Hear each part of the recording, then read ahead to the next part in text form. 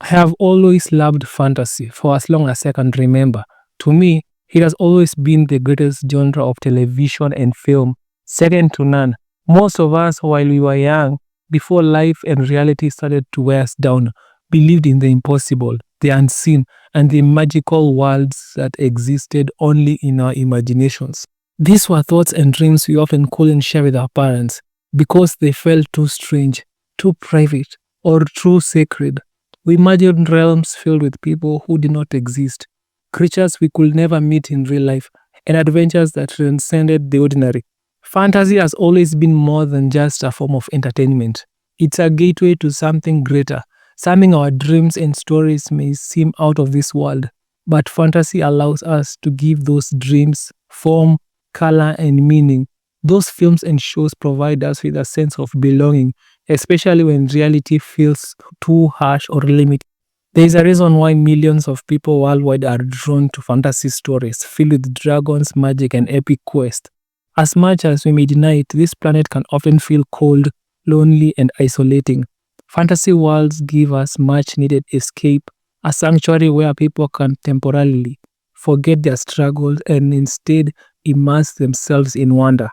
It is very similar to the way superhero comics once created entire communities of passionate fans.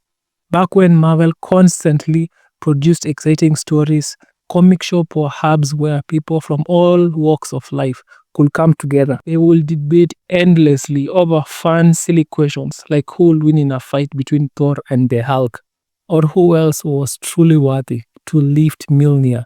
To outsiders, this conversation might have sounded childish, but in truth, they built friendships, forged bonds, and united people under a shared love of imagination. Fantasy films, in particular, hold a unique power that most other genres simply cannot replicate.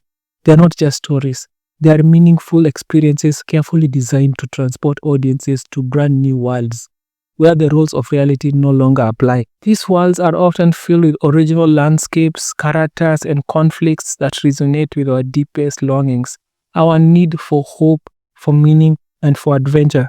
It is, however, a shame that Hollywood has not consistently been able to capture the full potential of the fantasy genre.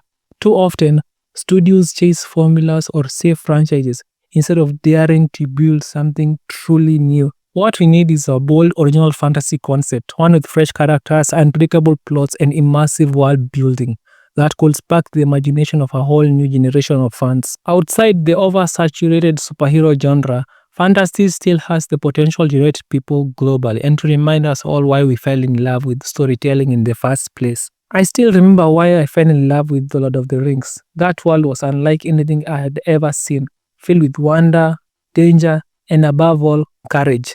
I especially admired the dwarves, who stood out as some of the most courageous beings in all of Middle-earth, even though they were small and often underestimated, so much so that even Sauron himself never considered them a threat. They embodied bravery in its purest form. They made a bold and selfless choice to leave behind their homes, their friends, and their loved ones. They risked everything, putting their very lives on the line, willingly facing brutal orcs and unspeakable dangers, all to ensure that the Wandering would reach Mount Doom and be destroyed. Their sacrifices, their determination, and their unwavering loyalty became the very foundation of what makes the story timeless. They gave their lives to save Middle-earth, proving that even the smallest and seemingly most insignificant people could have a grand and irreplaceable purpose. That to me is what makes a truly great fantasy story, one with lessons, morals, and teachings that could inspire generation after generation. And of course, there is the unforgettable friendship between Frodo and Sam. Their bond was second to none, tested by countless obstacles, tribulations, and betrayals. They endured Gollum's schemes, the constant lure of the ring, and the crushing weight of despair, yet they never gave up on each other. In the end, when Frodo was too weak, too broken, and too exhausted to carry on, Sam picked him and carried him, both literally and spiritually, towards the fires of Mount Doom. That kind of loyalty, that kind of friendship is what makes The Lord of the Rings so enduring. Every entry in that franchise remains a masterpiece, and though newer generations might never fully grasp the impact it had when it first came out, it will forever remain as one of the most beloved sagas in cinema and literature. I also remember the first time I went to theaters to watch Harry Potter.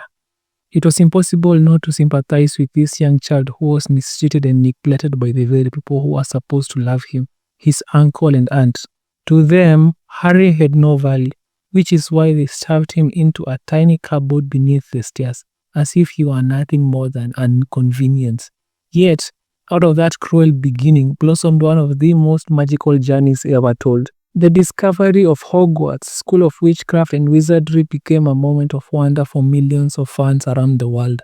Suddenly, children and adults alike could imagine themselves walking through the enchanted halls, learning spells, playing Quidditch, or finding their own place in one of the four houses.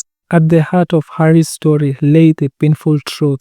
His parents were killed by Lord Voldemort, and time and again innocent lives were lost, not because of their own deeds, but because of their connection to Harry, whether directly or indirectly. Despite the weight of that responsibility, he pressed on, relying on the unbreakable friendship of Ron Weasley and Hermione Granger.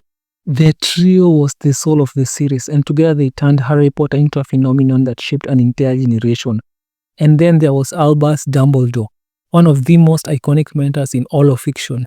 His wisdom, his calm strength, and the lessons he imparted could never be replicated, nor could his presence ever truly be replaced. The cultural impact was massive. Fans across the world wore robes, argued passionately about which Hogwarts house they belonged to, collected brooms, and even dreamt of owning a cloak of invisibility. For many, it wasn't just a story, it was a world to belong to, a universe of magic that sparked debates, friendships, and lifelong memories. What both The Lord of the Rings and Harry Potter prove is that fantasy at its best is more than just escapism. It's a mirror of human struggle, resilience, and hope.